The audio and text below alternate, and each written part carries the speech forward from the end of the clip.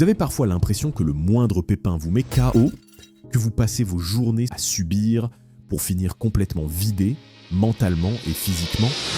Cette sensation d'être une feuille morte balayée par le vent, épuisé rien qu'à l'idée d'affronter une nouvelle journée. Ça vous parle ? Vous regardez autour de vous et vous voyez des gens qui encaissent les coups sans broncher. Et vous vous demandez, mais comment ils font ? Quel est leur secret ? Et si je vous disais que cette fragilité n'est pas une condamnation ? Qu'il existe une méthode pour se bâtir un mental si solide que plus rien, ou presque, ne pourra vous briser. Il y a quelques années, j'étais dans votre cas. La plus petite contrariété, le moindre imprévu, et c'était toute ma journée qui partait en fumée. Parfois même ma semaine.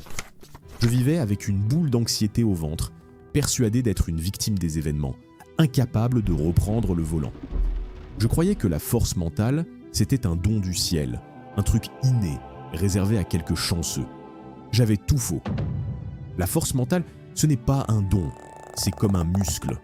Bien sûr, certains ont peut-être des prédispositions, mais comme n'importe quel muscle, ça se travaille, ça se renforce. Jour après jour. Passer de victime à architecte de sa propre vie, ce n'est pas une question de chance, c'est le résultat d'un entraînement. Aujourd'hui, je vais vous donner les 3 rituels quotidiens, les 3 piliers qui m'ont permis de me forger cette armure intérieure.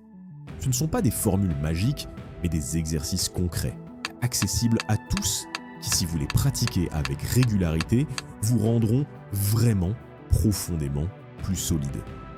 Alors, restez avec moi. La transformation commence maintenant.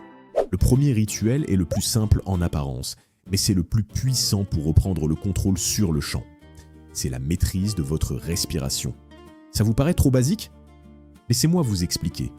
Quand le stress vous tombe dessus, votre corps réagit avant même que votre cerveau n'ait eu le temps de dire « ouf ». Le cœur s'emballe, les muscles se crispent, la respiration devient courte, saccadée. C'est notre bonne vieille réaction combat ou fuite, un héritage de nos ancêtres qui tombaient au nez à nez avec un tigre.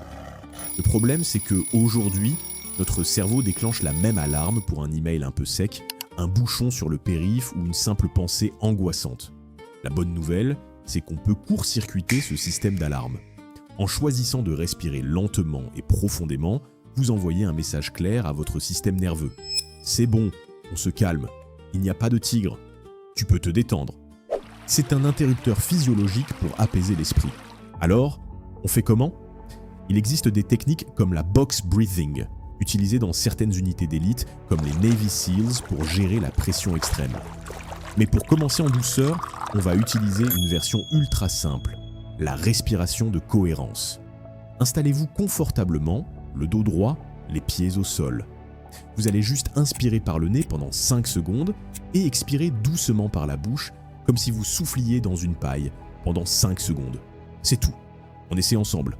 Inspirez, 1, 2, 3, 4, 5, et soufflez, 1, 2, 3, 4, 5. Vous sentez ce petit relâchement ? L'idée, c'est de faire ça pendant 5 minutes, idéalement 3 fois par jour. Le matin pour poser les bases d'une journée calme, le midi pour évacuer les tensions, et le soir pour préparer un bon sommeil. Certains protocoles de cohérence cardiaque visent un rythme plus proche de 6 secondes, mais commencer avec 5 est déjà incroyablement efficace. Ne sous-estimez jamais ce rituel. Ce n'est pas juste respirer, c'est reprendre les commandes de votre état interne. C'est apprendre à appuyer sur le bouton Reset de votre système nerveux quand vous le décidez. Chaque respiration contrôlée est une affirmation. Ici, c'est moi le pilote. La régularité, c'est la clé. Au début, 5 minutes, ça peut paraître long, mais très vite, vous sentirez votre corps et votre esprit réclamer ce moment. C'est votre premier pas pour arrêter de subir et commencer à agir. Maintenant qu'on sait calmer la tempête dans le corps, on va s'attaquer au champ de bataille principal, notre esprit. Le deuxième rituel, c'est la visualisation. Notre cerveau a une particularité fascinante. Pour lui, une expérience imaginée avec une forte intensité émotionnelle et sensorielle ressemble étrangement à une expérience réellement vécue. Il peut réagir de façon similaire en activant les mêmes zones de préparation. C'est là que se cache un pouvoir immense. Si vous passez votre temps à rejouer des scénarios catastrophes, vous entraînez littéralement votre corps à l'anxiété et à l'échec. Mais si on inverse le processus, on peut préparer notre cerveau à la confiance et à la réussite. Ce rituel, c'est devenir le réalisateur de votre film intérieur. Un film où vous tenez le premier rôle et où, bien sûr, tout se termine bien. Voici comment faire. Chaque jour, prenez 5 à 10 minutes, idéalement juste après votre exercice de respiration. Fermez les yeux. Choisissez une situation qui vous stresse. Une présentation au bureau, une conversation délicate, un défi personnel. Maintenant, au lieu de ruminer tout ce qui pourrait mal tourner, vous allez dérouler le film de la situation se passant parfaitement. Ne vous contentez pas d'y penser. Vivez-le. Que voyez-vous? Le sourire sur le visage des gens, un message de félicitations. Qu'entendez-vous? Le son de votre propre voix, calme et posée, des applaudissements. Et surtout, que ressentez-vous? La fierté, le soulagement, une profonde vague de confiance et de compétence. Ancrez-vous dans cette émotion, laissez-la vous envahir. C'est ici qu'on ajoute une petite astuce, l'ancrage. C'est une technique de conditionnement simple. Au sommet de votre visualisation, quand vous sentez cette confiance à son maximum, faites un geste discret que vous aurez choisi. Serrez le pouce et l'index, posez une main sur votre cœur, serrez le poing dans votre poche. Maintenez ce geste quelques secondes en restant plongé dans l'émotion. Puis relâchez.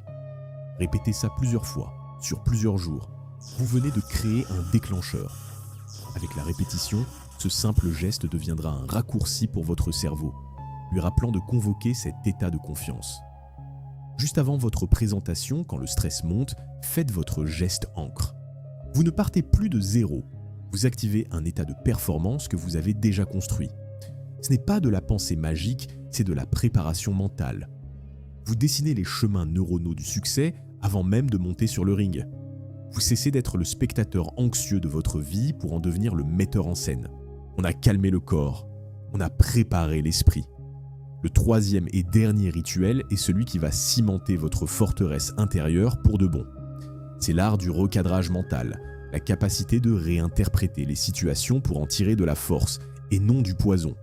Notre cerveau est câblé avec ce qu'on appelle un biais de négativité. Pour survivre, nos ancêtres devaient faire plus attention aux prédateurs dans le buisson qu'à la jolie fleur à côté. Résultat, notre cerveau accorde naturellement plus de poids aux expériences négatives. C'est pour ça qu'une seule critique peut nous anéantir, même après 10 compliments. Si on laisse ce pilote automatique diriger notre vie, on finit frustré et anxieux. Ce rituel consiste à reprendre le volant de notre attention. Pour ça, 2 pratiques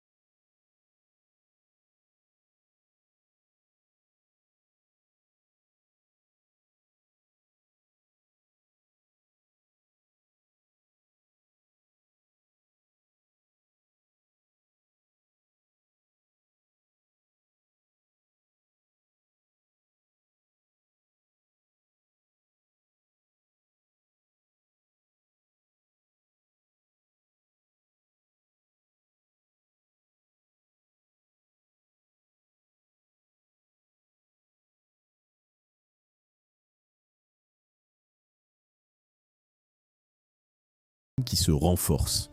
La respiration vous donne le contrôle dans l'instant. La visualisation construit votre confiance pour le futur. Le recadrage reprogramme votre perception au quotidien. C'est une spirale vertueuse. Plus vous respirez, plus il est facile de visualiser. Plus vous visualisez le positif, plus vous avez de raisons d'être reconnaissant. Les problèmes, eux, ne disparaîtront pas. La vie continuera de vous envoyer des défis. Mais la différence, c'est que vous ne serez plus une coquille de noix vide dans la tempête. Vous serez un navire solide, capable de tenir le cap. La vraie force, ce n'est pas de ne jamais tomber. C'est de savoir, au fond de soi, qu'on a les outils pour se relever. Encore et encore. Voilà, vous avez les outils, vous avez le plan. Mais savoir ne suffit pas. C'est l'action qui transforme. Vous n'êtes plus condamné à subir. Vous pouvez choisir de construire. Alors, je vous lance un défi. Si vous êtes prêt à passer à l'action, écrivez incassable dans les commentaires. C'est votre premier engagement, votre contrat avec vous-même. Et dites-moi, lequel de ces 3 rituels allez-vous commencer dès demain ?